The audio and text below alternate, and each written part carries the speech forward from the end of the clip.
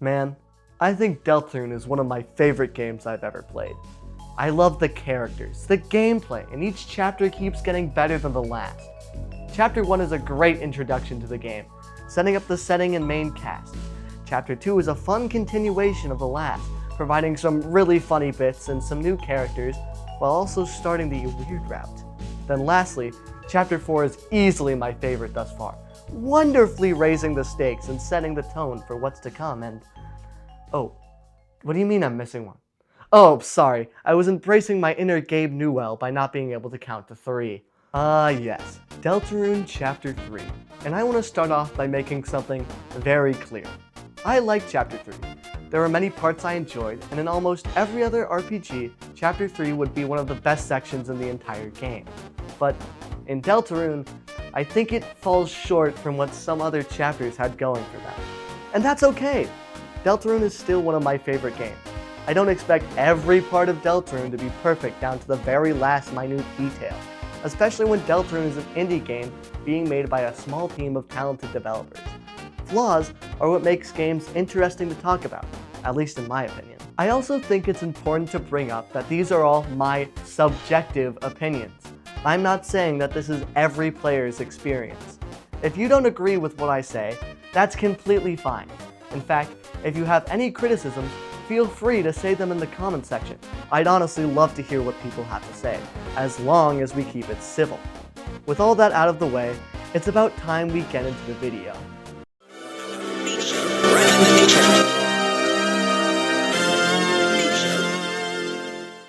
My first major critique is the chapter's weaker gameplay and lack of polish from the other chapters, in my opinion.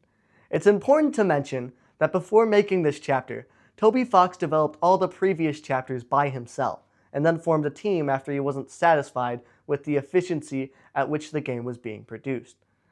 Going from basically solo developing to directing a team is a big jump, and it probably had some growing pains. And I think it kinda shows in Chapter 3. First off, these stupid, low-quality PNGs that are littering the chapter.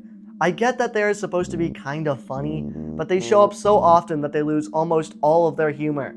Especially when they're in moments that are supposed to be serious, like the scene where they find Toriel being captured, and the scene shortly after where Ten is breaking down. I feel like I can't take these scenes seriously, because in the background, I just see capsule PNG that they found in Google in like 30 seconds. And I feel this whole chapter has a lot of things like this. Things that just feel kinda out of place. Circling back to the gameplay, there are several mini-games that just don't make sense to be there. Sure, I get the rhythm game section and the cooking mini-game.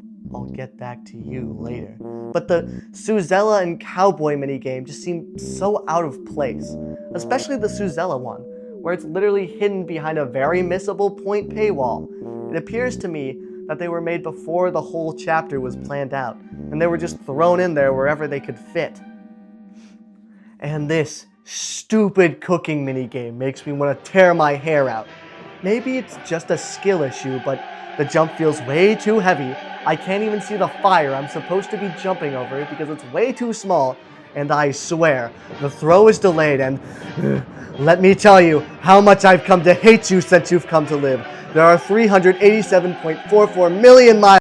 I also feel that the Zelda section gets kinda repetitive by the second board. At first I was thinking, oh, that was super fun, I'm excited to see what comes next, and oh, it's just this again. But that's enough about the gameplay, because after all, most people play Deltarune for the story, but, well, that's where I come into my next problem. For the first half of Chapter 3, barely anything happens. For all the other chapters, there is always a goal that the characters are trying to reach, most of the time that being seal the Dark Fountain. When writing a game, it is important that the player feels like they are progressing in it when they go through the main story. And in Chapter 3, the goal is once again to seal the Dark Fountain, creating TV World. However, the first half of the gameplay involves messing around with Tenna and actively avoiding that goal. The whole game show section is fun, but I personally felt like I was just doing things for the sake of it. And sure, I get the reason the gang is playing the game shows because Ralzai can't go to the festival in the light world with them, and Tenna makes them feel bad. But when we are stopping ourselves from preventing the roaring, the death of all things, I feel that Talking TV's feelings aren't our top priority. I also felt that there weren't any stakes in anything that was going on. Sure, there was Alina and Lenino's, I'm probably saying that wrong, relationship falling apart, but that's kind of it. The only motivation I can think of to keep going is, gotta get more points so I can gamble with at the capsule machine. And I know what many of you are thinking right now. But what about the fight against the Roaring Knight? And yes, the knight showing up and kidnapping Undyne is a wonderful way to build stakes. Except it's at the very end of the chapter. And I'm just gonna say this. If the only thing of importance in your chapter's story and the only thing raising the stakes happens at the very end of the chapter, I don't think it's a very good chapter. Now, it's time I get to the section that I feel I'm going to get the most criticism for.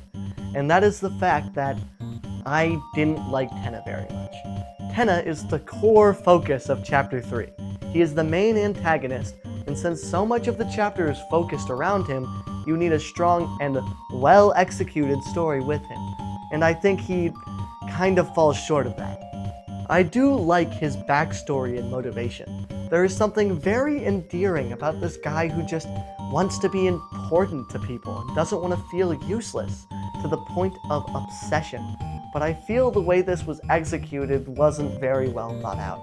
I think his evil intentions are revealed far too late, and when they are revealed, it all culminates to just be him crashing out and yelling at his employees a few times.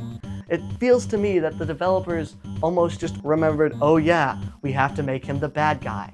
And then you fight him and then it's all immediately resolved by Susie giving a speech.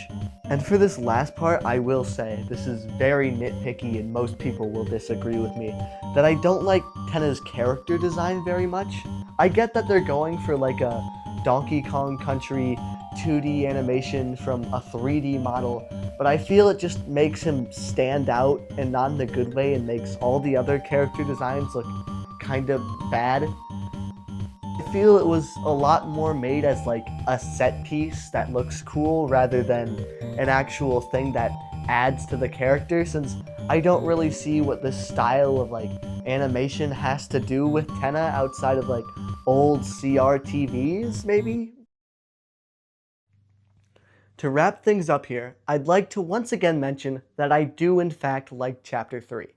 I thought the gags were really funny. The rules card fight had me in tears the first time I played it, and I really did like the Zelda section because of how faithfully it recreated those types of games.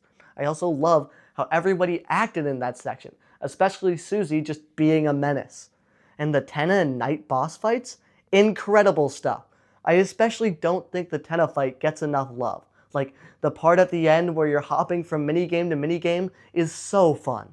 I'd also like to mention that I don't think that me not liking Chapter 3 as much as the other ones ruins Deltarune, or that Deltarune is going in a bad direction.